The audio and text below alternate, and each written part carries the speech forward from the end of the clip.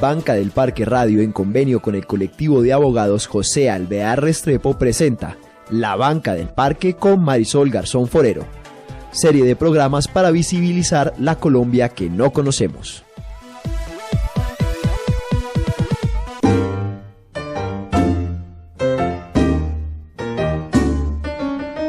Un encuentro es una cosa rara y maravillosa. Es pasar la vida del uno al otro mientras pasan la vida del uno al otro. Siéntese en la banca del parque, donde todos cabemos.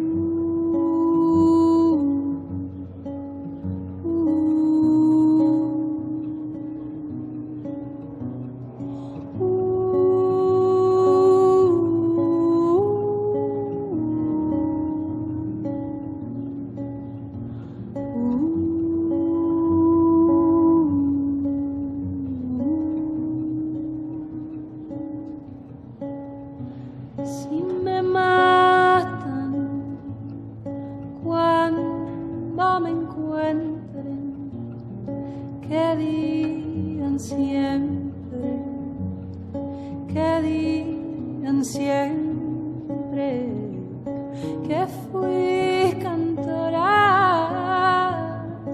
viviendo sueños, que como todas crecí con miedo y aún así salí solita a ver estrellas, andar los días y aún así. Ariadna Tovar Ramírez es consultora senior de la Iniciativa de Salud y Derechos Humanos en el Instituto O'Neill y coordinadora del trabajo de asistencia técnica del Centro Global para la Innovación Legal en Entornos Alimentarios. Ariadna es licenciada en Derecho y magíster en Derecho de la Universidad de los Andes en Colombia. En su labor ha apoyado organizaciones como Amnistía Internacional en la parte de investigación para las Américas e inició su carrera profesional en el Consejo de Estado acá en Colombia y también ha sido profesora invitada sobre derechos humanos, derechos de la mujer, derechos sexuales y reproductivos y litigio estratégico en diferentes universidades de América Latina. Ariadna va a desarrollar la respuesta a las tres siguientes preguntas. ¿En qué consiste la obligación de proteger de los estados en el marco internacional de derechos humanos? ¿Cómo se articula esa obligación con el debate de empresas y derechos humanos? ¿Y qué elementos de la obligación de proteger nos servirían para orientarnos en un proceso de construcción de normatividad interna que proteja nuestros derechos, pero que también proteja nuestras vidas y nuestro planeta? Bienvenida, Ariadna. Gracias, Juan Carlos. Buenos días a todos, a todas. Gracias a los organizadores por la invitación y también quiero enviar un saludo especial a las personas que vienen de los diferentes territorios de Colombia por acompañarnos en esta jornada. Bueno, como Juan Carlos anticipaba, mi intención es un poco contarles de cuáles son las obligaciones de los estados en relación con el actuar corporativo, que ya están establecidas, digamos, internacionalmente, y hacer un énfasis particular en la obligación de protección, que es una obligación, digamos, muy pertinente para los debates sobre la regulación del actuar empresarial en relación con los impactos que tienen los derechos humanos. Solamente voy a referirme rápidamente a que en el derecho internacional existen dos tipos generales o grandes de obligaciones de los estados. Por un lado, el de respetar los derechos y por el otro, el de garantizar. Dentro de esta obligación de garantizar está incluida el deber de protección. La obligación de respeto en el contexto de actividades empresariales me parece que todavía tiene relevancia en este debate porque la obligación de respeto implica que los estados no pueden privilegiar los intereses comerciales, en este caso en el contexto de actividades empresariales, no podrían privilegiar los intereses económicos, corporativos económicos, en detrimento de los derechos humanos. Digamos, la obligación en general de respeto implica que los estados no pueden interferir en el goce de los derechos humanos y, por lo tanto, en el contexto de actividades empresariales significaría que no pueden tomar una postura a favor de los intereses comerciales en detrimento de los derechos humanos. Y me parece importante conectar esta obligación de respeto con con lo que nos traía Ivette en relación con la captura corporativa, porque en el derecho internacional, además de la actuación, digamos, directa de los agentes estatales que pueden vulnerar los derechos, se ha reconocido que los estados también pueden ser responsables internacionalmente cuando actúan bajo la doctrina de la complicidad. Y esta doctrina de la complicidad lo que significa es que los estados asumen una postura tal de aquiescencia, tolerancia, facilitación de las vulneraciones de derechos humanos que la responsabilidad podría serles atribuida directamente, no por el hecho en sí mismo de la vulneración, sino por haber actuado con complicidad frente a las vulneraciones realizadas por actores privados, que podrían incluir, por supuesto, empresas. Y allí el tema de la captura corporativa, por ejemplo, empieza a jugar un rol trascendental en relación con el cumplimiento del Estado de la obligación de respeto, porque la captura corporativa, como bien lo explicó Ivette, en todas sus manifestaciones implica que el Estado de alguna manera está ejerciendo diferentes tácticas para facilitar que los intereses comerciales se superpongan a los intereses y a la protección de los derechos humanos. Entonces, en ese sentido, uno podría empezar a pensar que la falta de tomar medidas para evitar esta captura corporativa ya estaría implicando una vulneración de la obligación de respeto por parte de los estados. Pero bueno, dicho eso, voy a pasar a lo que nos convoca en nuestra presentación, que tiene que ver con la obligación de protección. La obligación de protección en el derecho internacional significa que los estados, sus agentes, tienen que tomar una postura proactiva hacia la protección de los derechos humanos en relación con los impactos adversos o los riesgos que genera la actividad de terceros, de personas privadas. Y esto, por supuesto, incluye empresas. El deber de la obligación de protección, digamos, se puede subdividir a sí mismo como en varios deberes que me parece importante que mencionemos explícitamente aquí junto con su contenido, porque son relevantes en el momento en que se discuten tanto regulaciones internas a nivel nacional sobre la conducta empresarial como regulaciones vinculantes a nivel, digamos, internacional. Y entonces vamos a hablar de 4 como contenidos grandes del deber de la obligación de protección. Por un lado, el deber de prevenir. En segundo lugar, el deber de regular. En tercer lugar, también tenemos el deber de fiscalizar. Y por último, el de garantizar acceso a un recurso efectivo. En relación con el deber de prevenir, los estados están obligados en el derecho internacional a adoptar medidas para la prevención de daños a los derechos humanos. Y cuando estoy refiriéndome aquí a derechos humanos, estoy incluyendo también el derecho a un medio ambiente sano, que al menos ha sido reconocido como un derecho humano en el sistema interamericano y que pues está dando también los pasos hacia el reconocimiento en el sistema universal. Y en ese sentido, lo que ha dicho el sistema interamericano es que la obligación de prevenir, el deber de prevenir violaciones a derechos humanos en el contexto de actividades de terceros, se manifiesta o se materializa cuando el Estado conoce que hay un riesgo para los derechos humanos, y ese conocimiento no necesariamente es porque alguien ponga una denuncia, sino porque conoce por diferentes medios que hay un riesgo para los derechos humanos, información pública, estadísticas, denuncias también de personas que están sufriendo las vulneraciones, etcétera. Si este riesgo es real e inmediato, y adicionalmente, si se toma en cuenta si tomó las medidas razonables para evitar el daño. Si se cumplen estos elementos, es decir, el Estado conocía el riesgo era real e inminente, y adicionalmente no tomó las medidas o las medidas que tomó no eran efectivas o razonables para abordar la situación y se materializa un daño a los derechos humanos, entonces aquí estaríamos hablando de la obligación, de la responsabilidad internacional del Estado. Un caso paradigmático muy reciente tiene que ver con el caso de trabajadores de la Hacienda Brasil Verde Brasil, donde se habló de la responsabilidad del Estado brasilero en relación con la falta de protección de 85 trabajadores de esta empresa que fueron sometidos a formas de esclavitud contemporánea y trata de personas, y donde, aunque el Estado conocía que estas personas estaban en riesgo de sufrir afectaciones a sus derechos, no tomó las medidas adecuadas para prevenir que ese riesgo se materializara en una violación de derechos humanos, y tampoco cumplió con su labor de inspección de cómo se comportaba, digamos, el empleador en este caso, la compañía, en relación con sus trabajadores. Igualmente, otro ejemplo, opinión consultiva 23/2017 de la Corte Interamericana, donde también habla de la obligación de los estados de tomar medidas de prevención en relación con las actividades empresariales de empresas que pueden tener impactos graves sobre el medio ambiente.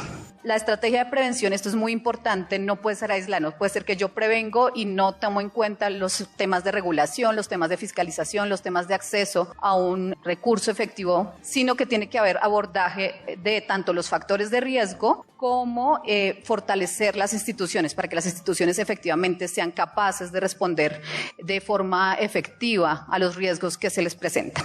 Y por último, en relación con el deber de prevención, es muy importante mencionar que el Estado también puede de alguna manera generar esta obligación, la obligación de prevenir las violaciones cuando el mismo Estado, sus agentes, están creando el riesgo de violación a los derechos humanos. Ahora bien, un segundo componente de la obligación de protección es el deber de regular y tomar medidas de derecho interno. Y esto, a su vez, implica varias facetas de esa obligación de regulación. Por un lado, tenemos la obligación de parte del Estado de verificar cómo está su marco jurídico en relación con el goce efectivo de los derechos. Entonces, eso implica que el Estado tiene que verificar qué tipo de normativa, por un lado, está afectando derechos y debería modificar esa normativa o suprimirla, y tomar medidas proactivas para establecer regulaciones que faciliten el ejercicio de los derechos humanos. Ejemplos: garantizar normatividad que proteja los derechos laborales, de seguridad social en el ejercicio de las actividades empresariales. O, por ejemplo, tomar medidas concretas para garantizar que las empresas también cumplan con su deber de no discriminar tanto a empleadores, digamos, en el ejercicio de sus labores cotidianas, como en sus labores, en sus actividades comerciales. Un segundo componente que es muy importante, y antes de pasar a ese segundo componente, en ese marco, creo que Alberto mencionaba también el tema, Alberto y Ivette mencionaban el tema de la responsabilidad social empresarial. Entonces, la responsabilidad social empresarial, de alguna manera, digamos, se ha convertido en muchas veces una estrategia que busca, de alguna manera, presentar que una empresa está haciendo algo bueno por los derechos humanos o por el medio ambiente para evitar daños reputacionales precisamente por actividades que impactan en los derechos humanos negativamente.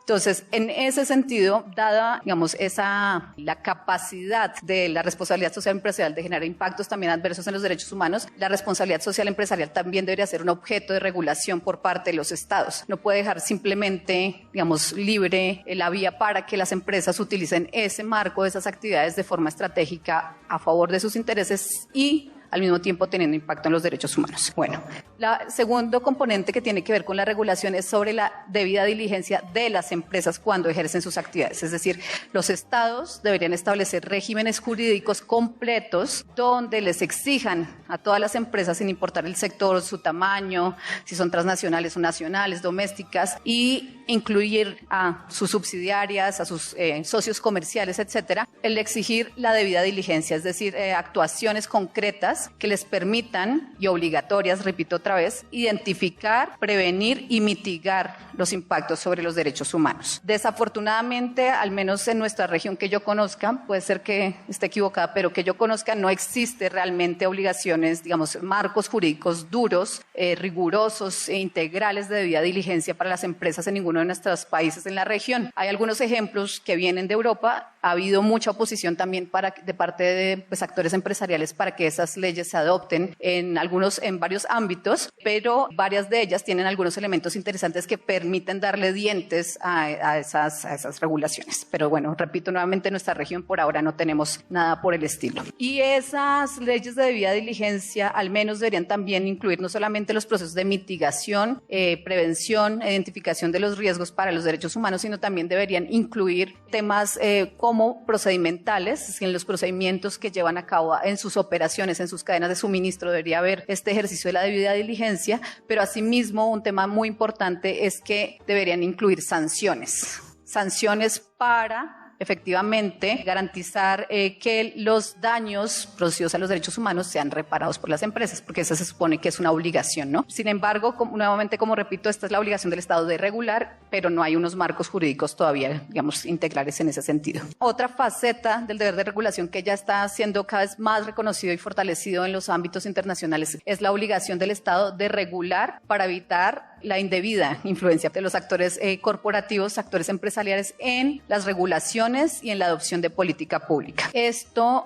incluye el abordar el tema del desbalance del poder que mencionaban también previamente. las regulaciones para prevenir y abordar la influencia indebida de los actores empresariales deberían incluir también disposiciones para facilitar que los titulares, las titulares de derechos humanos, digamos, tengan una voz precisamente en las regulaciones, en el ejercicio de la política pública, al tiempo que balancean la ecuación de modo tal que el poder corporativo, digamos, no sea el dominante en estas discusiones. Y finalmente, en esta parte de la regulación, también muy importante, las salvaguardas concretas, el marco jurídico para luchar contra la corrupción. Al menos la Comisión Interamericana de Derechos Humanos ya ha reconocido la captura corporativa de la que nos hablaba Ivette como una forma de corrupción.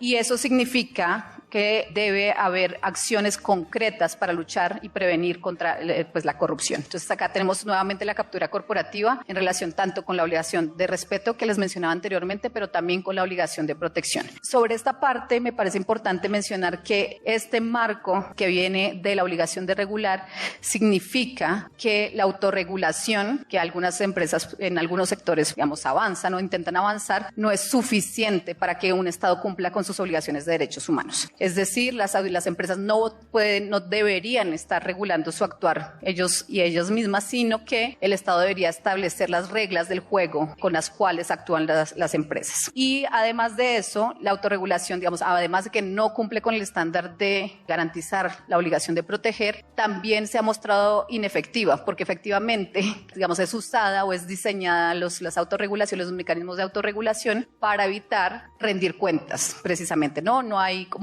un ámbito de los sistemas de autorregulación de muchos sectores funcionan con parámetros débiles, no hay sanciones fuertes, los mecanismos no son transparentes, los mecanismos de rendición de cuentas. Entonces, esto es muy importante porque también nos conecta un poco con el debate no solamente de la obligación de los estados de tomar decisiones, de adoptar medidas normativas internamente, sino de también cuál es su postura internacional. Los estados deberían tener posturas internacionales acorde con los derechos humanos y en ese sentido, al haber, digamos, impactos negativos de las actividades empresariales en los derechos humanos, deberían tomar una posición proactiva frente a garantizar la adopción de otro tipo de normatividad también internacional que proteja los derechos humanos. Y finalmente, otros dos componentes grandes de la obligación de proteger, fiscalizar. No es suficiente con que como Estado se adopten un montón de regulaciones si el aparato estatal no está listo para monitorear cómo se cumple o no se cumple ese marco regulatorio. Entonces, en ese sentido, este factor de la fiscalización también va a ser importante tanto para regulaciones nacionales domésticas como para temas internacionales de regulación internacional. El Estado debe garantizar que su aparato estatal va a verificar el cumplimiento de estas normativas. El deber de fiscalizar se ha desarrollado mucho en relación con la delegación por parte del Estado a actores privados de servicios públicos como tipo de educación o salud. Hay un deber reforzado de garantizar, de fiscalizar la acción empresarial en ese momento. También se ha pronunciado desde el sistema interamericano en relación con la obligación de fiscalizar desde el punto de vista de las normativas laborales y de seguridad social. Un caso muy reciente y conocido es el de los casos de los buzos Mosquito en Honduras, que es básicamente digamos, bucean a pulmón libre y estaban siendo sometidos a una serie de prácticas que ponían en riesgo su salud. Varios de ellos murieron y este caso llega hasta la Corte Interamericana y el Estado es condenado internacionalmente, pero sobre todo la Corte señala la importancia y la obligación del Estado de fiscalizar que la normativa se cumpla efectivamente. Igualmente, alguien mencionaba, tal vez Ivette, el tema de las empresas de seguridad. Las empresas de seguridad también exigen un deber, en seguridad privada, exigen un deber de fiscalización específica por los daños que pueden generar en los derechos humanos. Y también el sistema interamericano, la Corte y la Comisión se han referido a la importancia de fiscalizar las actividades de empresas extractivas, de desarrollo, conocidas como desarrollo, o de explotación de recursos naturales, porque precisamente se ha reconocido que la naturaleza misma de la actividad que ejercen ya pone de por sí en riesgo los derechos humanos. Entonces, la obligación de fiscalización ahí es muy reforzada. Y, por supuesto, también frente a actividades peligrosas. Casos concretos, por ejemplo, fabricantes de juegos pirotécnicos. Hay un caso en concreto contra Brasil también, donde hubo un incendio en una fábrica de este tipo de juegos pirotécnicos y el Estado simplemente como se desvinculó de su obligación de fiscalizar, hubo, este accidente y varias personas fallecieron. Estos ejemplos no significa que las demás empresas o actividades empresariales que no he mencionado, que no caben en ninguno de estos supuestos, no deban ser fiscalizadas, sino más bien lo que significa es que la obligación de fiscalización tiene que ser de alguna manera concordante con el nivel de riesgo que genera la actividad para los derechos humanos. Entonces, entre más riesgo o más impactos adversos tiene una actividad empresarial sobre los derechos humanos, el deber de fiscalización de alguna manera aumenta. Y esto para decirlo porque hay algunas empresas sobre las cuales no ha habido pronunciamientos, tipos de empresas sobre los que no ha habido pronunciamientos, pero que efectivamente tienen impactos sobre los derechos humanos. Y por último, el deber de investigar, sancionar y garantizar el acceso a reparaciones integrales. Eso también hace parte de la obligación de los estados. Y allí, vamos, para conectar un poco con los retos que trae el acceder a la justicia en el contexto de actividades empresariales, digamos, el derecho internacional ha reconocido que deben facilitarse el acceso a estos mecanismos. Entonces, los estados deberían abordar los retos que ya se han identificado. Por ejemplo, el tema de que los costos para las personas que sufren las afectaciones de derechos humanos, los costos del proceso sean prohibitivos y al final terminen disuadiendo a las personas de entablar una acción o de usar el mecanismo que está establecido para acceder a las reparaciones. O el tema de que se garantice o se facilite el uso de acciones colectivas para que comunidades puedan acceder a reparaciones más allá de los individuos concretos que sufrieron los daños. O asuntos, digamos, más abogadiles como la inversión de la carga de la prueba, ¿no? Como que no sea quien sufrió el daño quien tenga que probar que él lo sufrió, porque además cómo se comporta la empresa es lo que generó el daño, sino que sea la empresa la que deba, digamos, de alguna manera probar que no produjo el daño o que no tiene responsabilidad en relación con la producción del daño. Entonces, bueno, finalmente, entonces, para como recapitular temas como concretos, quiere decir que hay varios factores que debería tener en cuenta tanto las regulaciones nacionales como las internacionales, el tema de tomar medidas de prevención, el tema de regular las actividades, regular la influencia indebida, la captura corporativa y por otro lado el tema de fiscalizar y garantizar sanciones que sean correspondientes con el nivel de gravedad también de las afectaciones a los derechos humanos. Creo que yo con eso termino. Una última cosita que me parece muy importante. Creo que Marco mencionaba el hecho de que vamos caso a caso, ¿no? Nos mencionaban varios casos donde ha habido impunidad corporativa, donde no se han tomado las medidas específicas para proteger a las poblaciones de los impactos en derechos humanos. Un marco normativo que aborde todos estos elementos de los que he hablado permitiría superar el caso a caso, o sea, permitiría superar este estado en donde estamos donde cada tribunal, sea de inversiones o sea, digamos, tribunal constitucional o tribunal interno, decide como bien puede en relación con el caso concreto, porque ya habría un marco de obligaciones concretas que facilitaría que los tribunales de alguna manera aplicaran esas normas. Entonces, esta forma de generar marcos más comprensivos, marcos completos de regulación de las actividades empresariales, con todos estos elementos que hemos hablado, facilitaría superar esa situación, ese reto del caso a caso, de ver qué va a pasar en cada caso y cómo va a solucionar, digamos, un juez o un tribunal de inversión la situación concreta. Gracias. Banca del Parque Radio.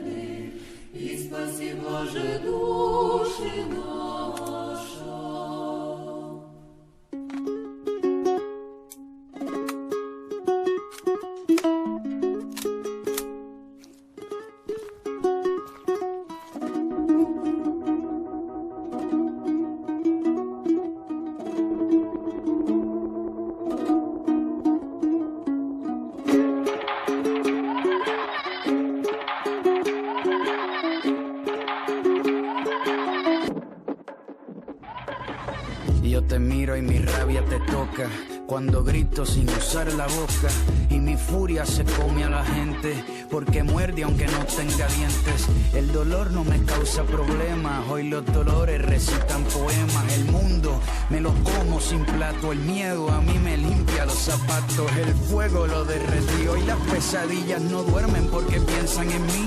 Hoy puedo ver lo que el otro no vio y los pongo a rezar aunque no crean en Dios. Hoy las lágrimas lloran antes de morir y a los libros de historia los pongo a escribir. Que le tiemblen las piernas al planeta Tierra. Hoy yo vine a ganar y estoy hecho de guerra. Y hecho de guerra. Y estoy hecho de guerra. Y estoy hecho de guerra. Y estoy hecho de guerra.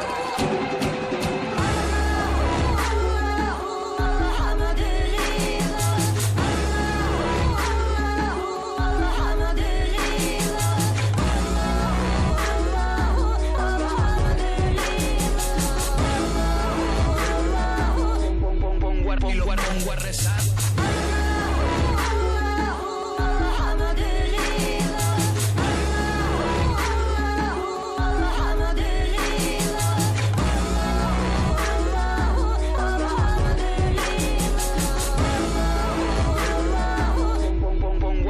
Pongo a rezar.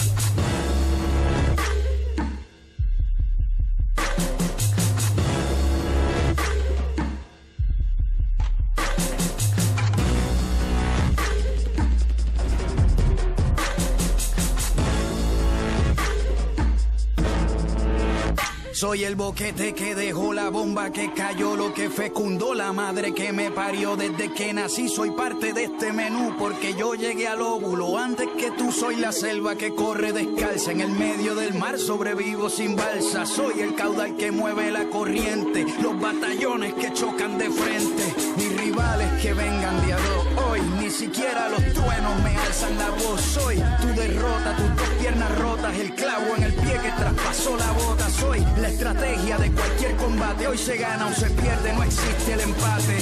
Soy las penas de tus alegrías, la guerra de noche y la guerra de día. Guerra de noche y la guerra de día. Guerra de noche y la guerra de día. Guerra de noche y la guerra de día. Guerra de noche y la guerra de día.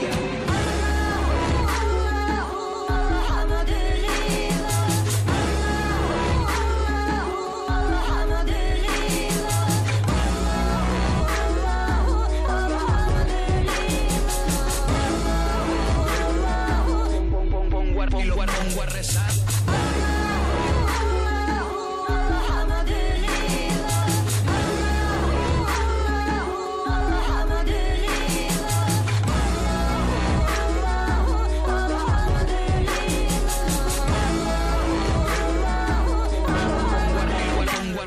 La guerra la mato sin darle un balazo. A la guerra le dan miedo los abrazos. La guerra con camuflaje se viste, así nadie ve cuando se pone triste. La guerra pierde todas sus luchas cuando los enemigos se escuchan. La guerra es más débil que fuerte, no aguanta la vida, por eso se esconde en la muerte.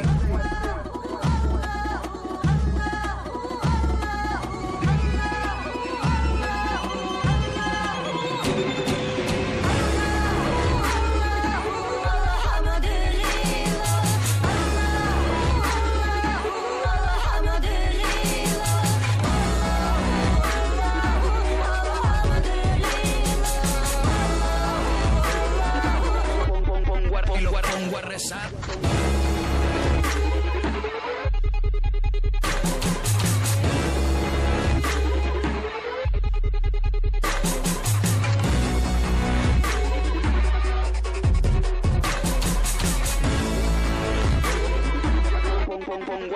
Pongo a rezar.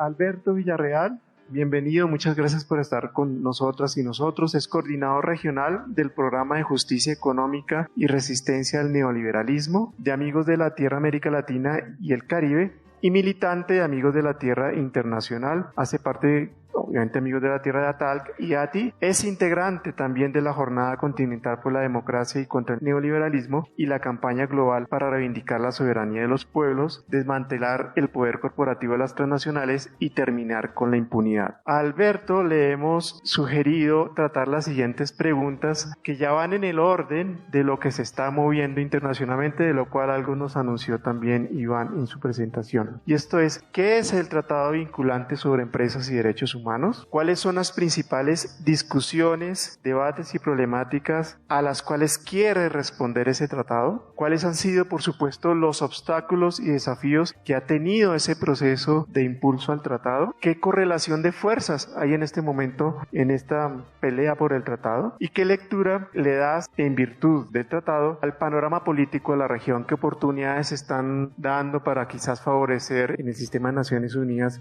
justo alcanzar con el tratado? Bienvenido, Alberto. Bueno, en primer lugar, agradecer a los organizadores y organizadoras de este evento, honrar la presencia y sentirme honrado por la presencia de tantas organizaciones sociales de mi propia patria, que es Colombia. Yo hace muchos años ya tuve que ir de Colombia y vivo en Uruguay, así como Iván también, que nos precedió en el uso de la palabra inicialmente. Y bueno, soy santanderiano del Socorro y bueno, me alegra mucho estar de vuelta en Colombia y como dijo Iván, también en lugar de sufriendo las penurias de los gobiernos neoliberales que han hecho un desastre de este país, bueno, con esperanza de que con este nuevo gobierno y en un panorama regional distinto, bueno, podamos avanzar hacia el logro de la justicia, ¿no es cierto?, y terminar con la impunidad de las transnacionales. Respondiendo a las preguntas, quizás, y espero no aburrirlos y espero que esto sea un ejercicio de aprendizaje de ida y vuelta entre todas y todos, seguramente nos vamos a repetir en algunas cosas o yo entraré en detalles, vamos a decir, que hacen, digamos, a la pregunta que se me planteaba, ¿no es cierto? Y yo voy a invertir la pregunta en el sentido de, primero, ¿cuáles son las principales problemáticas que responde o que pretende responder el tratado vinculante, ¿cierto? Para luego aterrizar en qué es el tratado vinculante, ¿no es cierto? Y luego las otras preguntas. Ya lo han dicho Iván y Beth también, en cierto sentido, ¿no es cierto? Pero yo voy a abundar en algún detalle, ¿no es cierto? Bueno, una cosa es, o sea, una de las problemáticas es el poder creciente y la impunidad creciente de las empresas transnacionales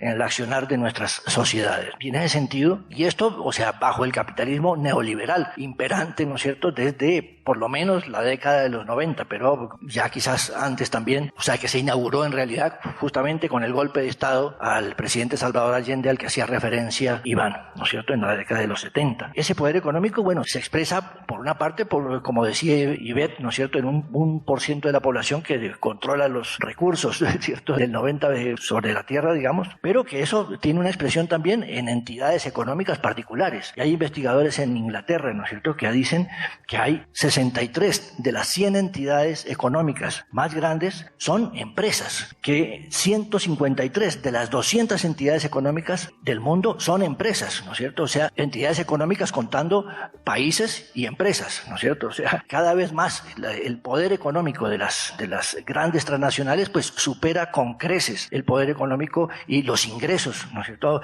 con que cuentan los estados, ¿no? En el caso, por ejemplo, de la demanda de Philip Morris, la empresa tabacalera internacional que anotaba Iván, pues Philip Morris facturaba, ¿no es cierto?, más o menos el doble de lo que es el Producto Interno Bruto del Uruguay cuando interpuso su demanda, ¿no es cierto?, por la regulación del tabaco. Bueno, eso, o sea, y claro, son empresas, bueno, las 10 primeras son países, las grandes potencias, si se quiere, ¿no es cierto?, pero ya a partir del 10º, ¿no es cierto?, en el ranking ese internacional, pues son en su mayoría empresas, ¿no es cierto?, de servicios, ¿no es cierto?, o de menudeo, ¿verdad?, como Walmart o otros supermercados y cadenas de distribución de energía eléctrica, petroleras, de gas y carbón y demás, automotoras, de automóviles, ¿no es cierto?, bancos, de salud y tecnológicas. Esto en la prepandemia.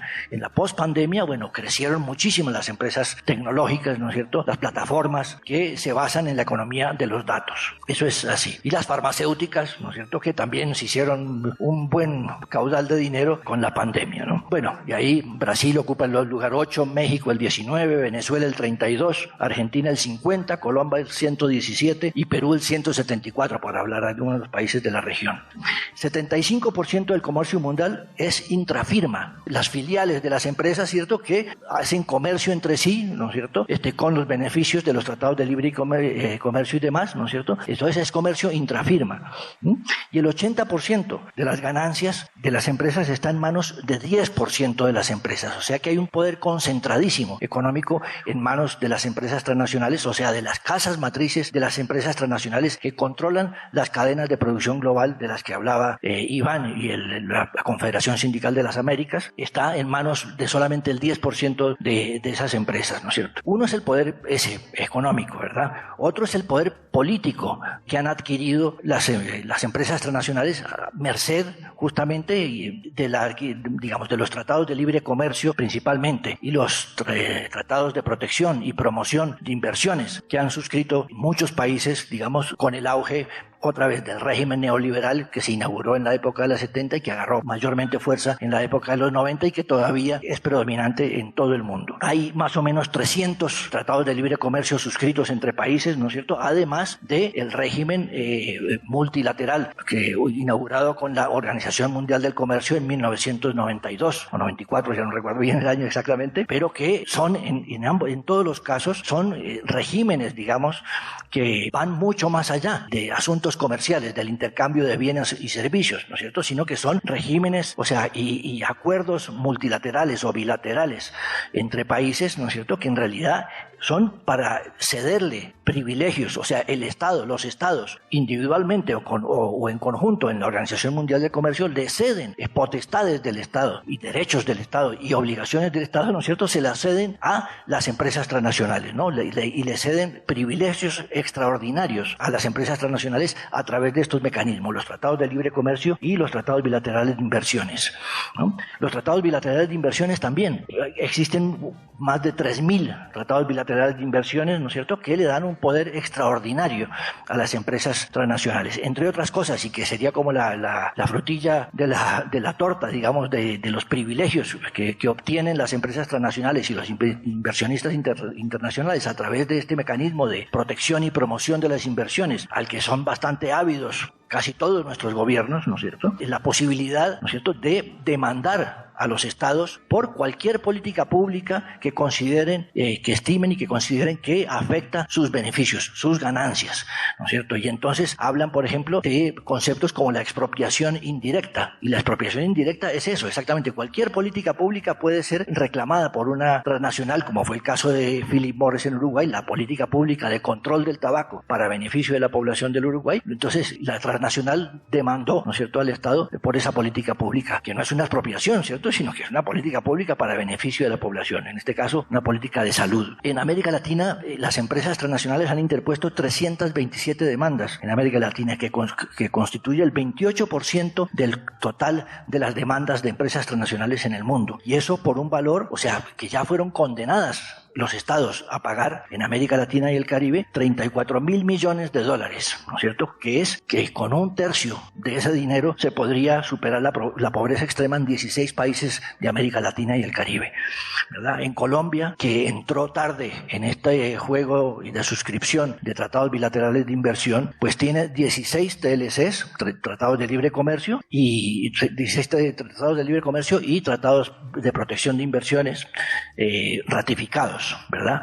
Y tiene 20 demandas interpuestas por empresas transnacionales, en todas ellas del 2016 hasta el presente, y todas ellas presentadas por empresas transnacionales de Canadá, originarias de Canadá, Estados Unidos y la Unión Europea, ¿verdad? Tiene 13 demandas pendientes, ¿no es cierto?, en la que los demandantes, las empresas transnacionales o inversionistas internacionales, reclaman 20.000 millones de dólares, ¿verdad? Basta, y no solamente son las demandas que ya interponen, ¿no es cierto?, sino solamente la amenaza de una demanda tiene un efecto de congelamiento de la política pública, ¿no es cierto? En su momento hay un caso paradigmático, emblemático de esto, en Colombia justamente, cuando el gobierno en 2015 trató de negociar con la empresa una rebaja de los precios de un medicamento para el cáncer, con la empresa Novartis, ¿no es cierto? Y la empresa Novartis suiza, una gran transnacional farmacéutica, bueno, amenazó al Estado con una demanda internacional, y entonces el gobierno echó para atrás la política, ¿no es cierto?, y aunque se rebajó un poco el precio, bueno, aún así la política que se pensaba instrumentar, pues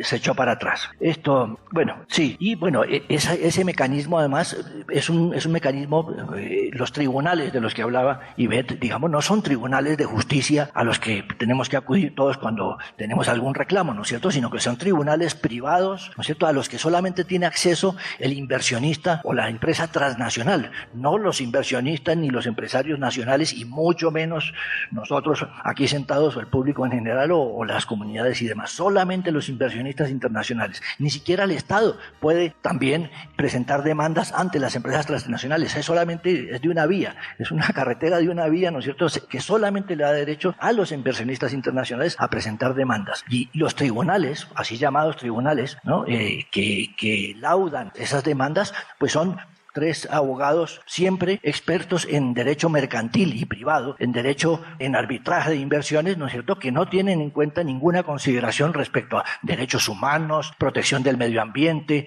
defensores de derechos pueblos y demás, defensores territoriales, nada, sino lo único que miran es la letra de los tratados bilaterales de protección de inversiones, ¿no es cierto?, o de los tratados comerciales en los cuales se amparan para hacer estas demandas, ¿no? En definitiva, sí, estos tratados de libre comercio y tratados de protección de inversiones son una manera de estandarizar las leyes y normas de todos los países y ajustarlas entonces a los requerimientos y necesidades de las empresas transnacionales que controlan las cadenas mundiales de producción. No es más que eso, cada vez es menos, ya decía yo, el comercio, en el caso de los tratados de libre comercio, es intrafirma, no es comercio entre países o entre, ¿cierto?, sino es intrafirma, la misma empresa que exporta, claro, como son en las cadenas globales de producción, tienen todo, sacan sus materias primas en un país, tienen la mano de obra en otro país, tienen, o sea, un teléfono de estos dicen que pasa por 1000 manos distintas en tantos, bueno, no hay tantos países, pero muchos países. Entonces es el comercio entre la misma empresa que hace este teléfono el que predomina, ¿no es cierto? Entonces son más bien instrumentos, ¿no es cierto?, legales para adecuar la legislación en todos los países para beneficiar el lucro y las ganancias de estas grandes empresas transnacionales. El poder de las empresas transnacionales, entonces, así realmente supone una amenaza a la democracia y al Estado de Derecho y a la supervivencia misma, digamos, de la vida en el planeta, ¿no es cierto? Porque, bueno, y lo vemos, ¿no es cierto? Bueno, como ya decía Iván, ¿no es cierto?, en casos como han participado directamente en instigar, digamos, golpes de Estado, como fue en Chile, en Argentina, la Volkswagen, ¿no es cierto?, y después en los más recientes, en Honduras, la participación de empresas también, o de empresas vinculadas a las cadenas de producción de empresas transnacionales, ¿no es cierto?, que también instigaron el golpe en Honduras, los cambios de gobierno y los golpes también en Bolivia y demás países, ha habido participación de empresas transnacionales. O de otra manera, la participación de Odebrecht, por ejemplo, que también un atentado, digamos, contra el Estado de Derecho, ¿cierto?, promoviendo la corrupción. O sea, la corrupción siempre hay dos, no solamente el corrupto, que es el que siempre está en las páginas de los diarios, ¿cierto?, sino el que corrompe, que siempre son empresas transnacionales. O la participación también,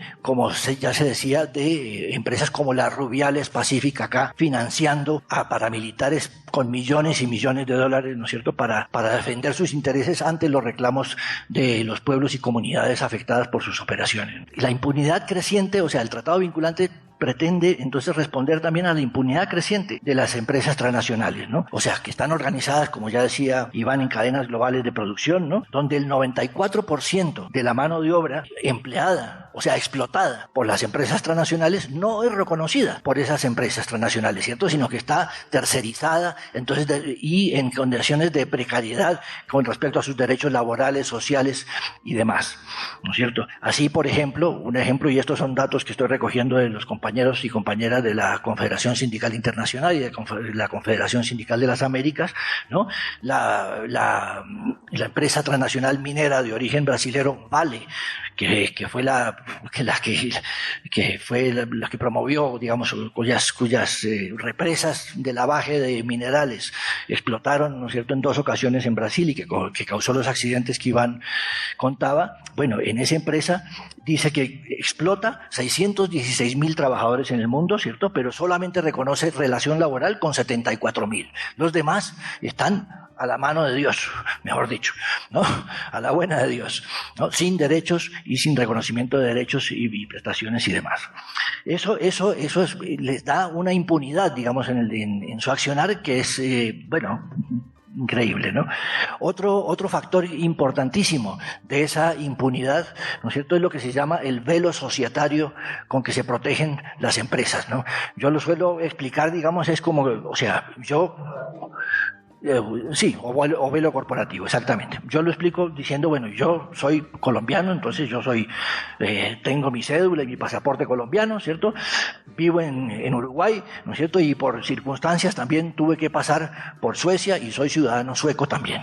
Entonces tengo, digamos, como 3 nacionalidades, ¿no? Pero las empresas transnacionales tienen las nacionalidades que quieran, 150 nacionalidades o 200 nacionalidades, porque operan en todos los países. Sin embargo, ¿no es cierto?, cuando las voy a demandar, como ocurrió, por ejemplo, en el caso de afectados por la empresa Shell, la petrolera Shell de origen británico y holandés, ¿no? En África, en Nigeria. Bueno, entonces la empresa fue y dijo, no, señores, pero es que Shell Nigeria, eso es otra empresa, yo no tengo nada que ver con esa vaina que se llame de la misma manera. Vaya y demanda a Shell Nigeria, no puede reclamarme a mí, a la casa matriz en Holanda o en Países Bajos, ¿no es cierto? No me puede reclamar nada porque somos entidades totalmente separadas, ¿no? Aunque tiene el mismo nombre, ¿no? Entonces ese es el velo societario, velo corporativo, pues es una gran herramienta que les da impunidad a las empresas transnacionales, ¿no? Y así entonces eluden la justicia, pero sistemáticamente, siempre, ¿no?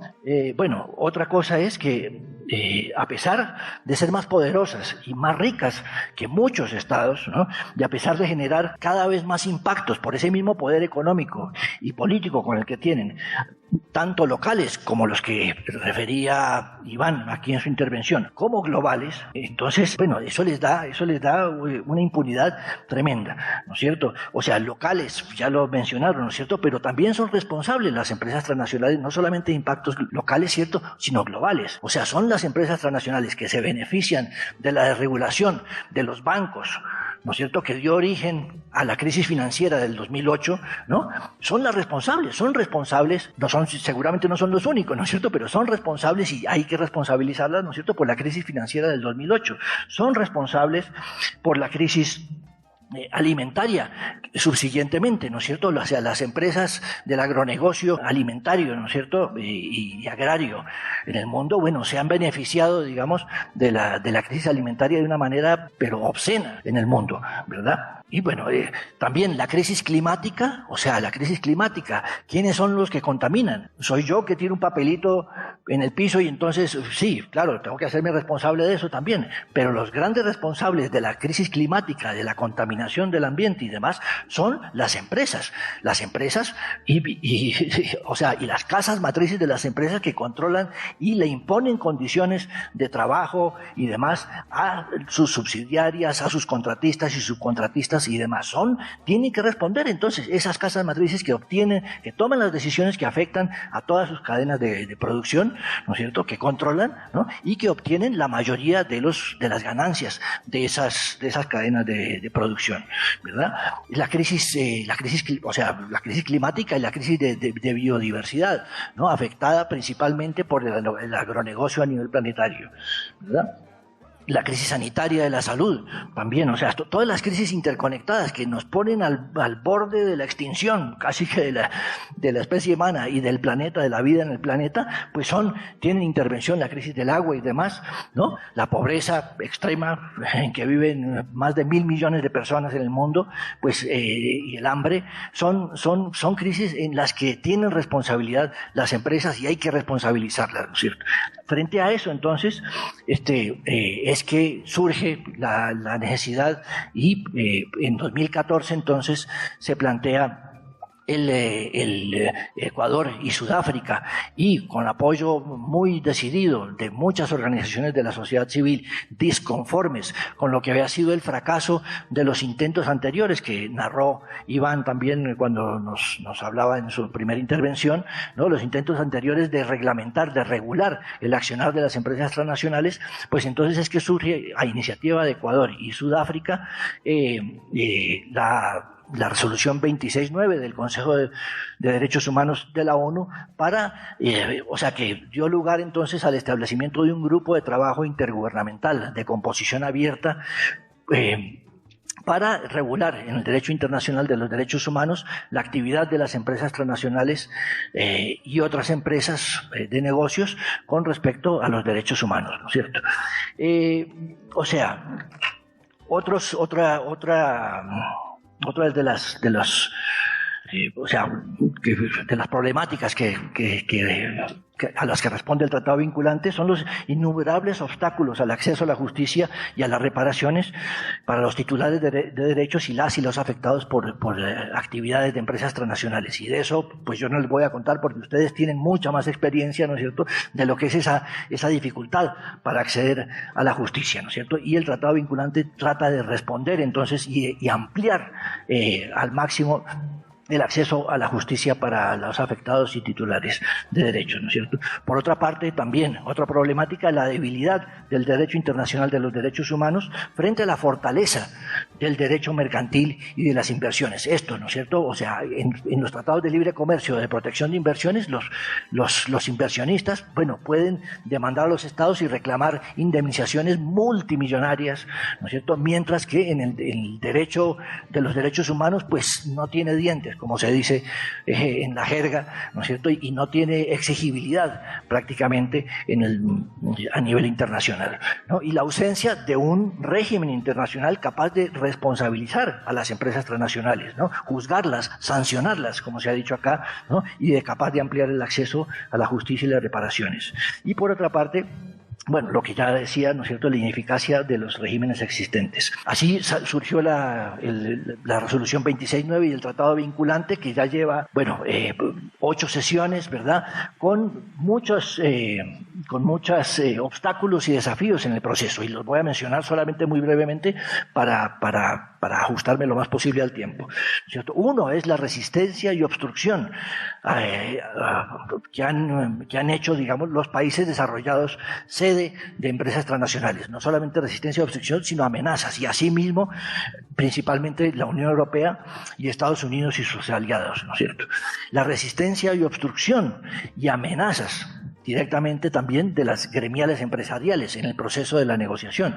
Las gremiales empresariales que participan, así como si fueran sociedad civil, como nosotros, en el proceso de negociación en Ginebra, que son la Cámara de Comercio Internacional y la Cámara Internacional de Comercio, me acuerdo el nombre, y la Organización Internacional de Empleadores. En una ocasión vinieron con un folleto a todo color, así, ¿no es cierto?, amenazando directamente a los países que estaban promoviendo este tratado, ¿no es cierto?, y diciéndoles, bueno, señores, si ustedes siguen en esta iniciativa, pues entonces no van a tener más inversiones internacionales y demás, o sea, la inversión internacional se va a ir de sus países, con amenazas, ¿no es cierto? Y asimismo, cuando al momento de aprobación de la resolución en 2014, bueno, sabemos a ciencia cierta, ¿cierto?, que hubo países sede de empresas transnacionales, ¿cierto?, que llamaban también a los países del sur, que son receptores de inversión extranjera, diciéndoles, bueno, señores, si ustedes insisten en esta iniciativa, pues nuestros inversores no van a ir a sus países, ¿no? O sea, con amenazas directas, ¿no es cierto? Otra ha sido, y que espero no ofender a nadie en la sala, ¿cierto?, pero ha sido también la resistencia velada, digamos, y la invisibilización del proceso de negociación de este tratado vinculante, ¿no es cierto?, que es importante que sea vinculante y no voluntario, como ya se dijo, ¿no es cierto?, de quienes promueven, digamos, esos intentos anteriores que no han resuelto la temática, ¿verdad?, como son el grupo de expertos de los principios rectores, ¿no es cierto?, y los planes nacionales de acción, la OCDE, ¿no es cierto?, la OCDE, ¿no es cierto?, y lo mismo también, incluso hasta la oficina del Alto Comisionado, digamos, cuando se habla de estos temas, invisibiliza, ¿no es cierto?, el proceso de negociación del tratado vinculante, ¿no es cierto?, y es casi que toca siempre en esas instancias es a sociedad civil, a nosotros, ¿no es cierto?, y nosotras, poner el tema sobre la mesa, porque se lo trata de invisibilizar, ¿no es cierto?, porque, claro, es un tema que es algo que de llegar a buen puerto, como tiene el mandato de hacerlo, por ser un mandato abierto en las Naciones Unidas, el mandato de este grupo de trabajo intergubernamental, de negociación intergubernamental, y no de un grupo de expertos, ni de eminencias, ¿no es cierto?, sino es un mandato de negociación intergubernamental, es de hasta que se llegue y se acuerde, ¿no es cierto?, y se establezca un instrumento internacional jurídicamente vinculante que regule en el derecho internacional las actividades de las empresas transnacionales, ¿no es cierto? Después, la mala conducción de la presidencia del Ecuador, ¿no es cierto?, con los cambios de gobierno que ha habido en Ecuador desde 2014, ¿no es cierto?, que ha complicado muchísimo la negociación. En un principio, el documento que se inició como punto de partida para la negociación, pues la verdad que yo diría, a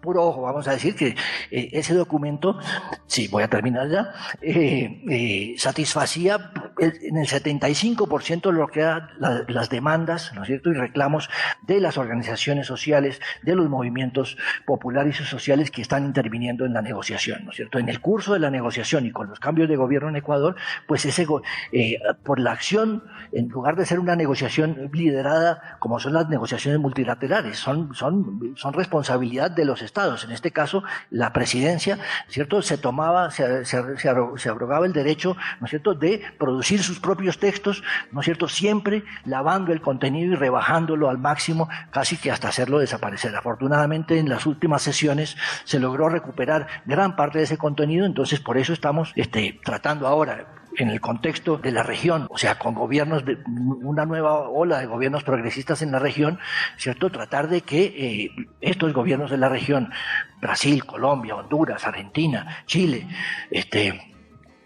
tomen un rol mucho más preponderante y dinámico, digamos, en la negociación, ¿cierto?, y la conduzcan al puerto que estamos esperando que sea terminar finalmente con la impunidad de las transnacionales y con una ampliación del acceso a la justicia y las reparaciones para los pueblos y pueblos afectados, ¿no? La correlación de fuerzas, pues bueno, ha sido siempre y es una lucha, vamos a decir, bastante norte-sur.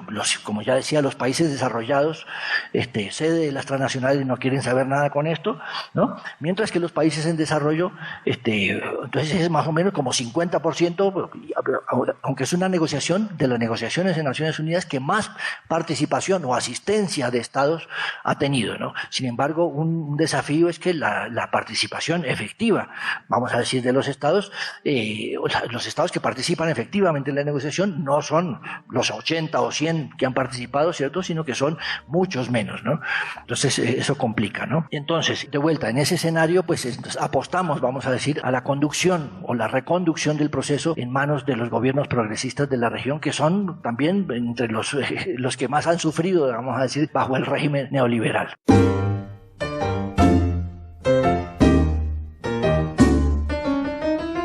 Ahora la banca del parque queda sola. Los esperamos para un nuevo encuentro y seguir pasando la vida del uno al otro.